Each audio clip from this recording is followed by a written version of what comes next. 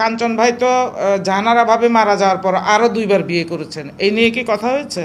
সামিরার প্রয়োজনে সামিরা কি করলো এটা নিয়ে পাবলিকদের মাথা ব্যথা তো দরকার নাই। সামিরার তো মানে এটা সহ 3টা বিয়ে হলো, আমি একটা বিয়ে করেছি, তাতে গালির চোটে আমি ফেসবুকে থাকতে পারি না।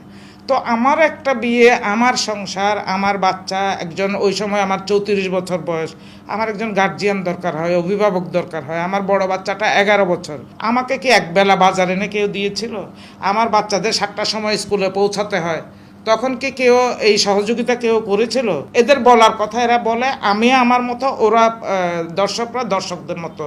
কমেন্টটা হয় আসলে গালাগালি, এটা যার যার রুচির উপর ডিপেন্ড করে, ওগুলো আমি পড়ি না। বিয়ের বয়স 20 বছর, কিন্তু তুমি হয়তো জানো না। আমরা জানি, কিন্তু এখন নতুনের মতো 20 বছর নতুনের মতো না। আমি থাকি সবসময়, আমি চেষ্টা করি আমার বাচ্চাদের ভালো রাখতে, অমি সাহেব, গাফার সাহেবকে ভালো রাখতে, আমি নিজে ভালো থাকতে, যতটুকু পারি গুছিয়ে চলতে, হাসি খুশি থাকতে। শোনো, জীবন এতটুকু, এর মধ্যে তো এখন আমি 55 56, মানে জীবনের এক পা তো কবরে অলরেডি গেছে।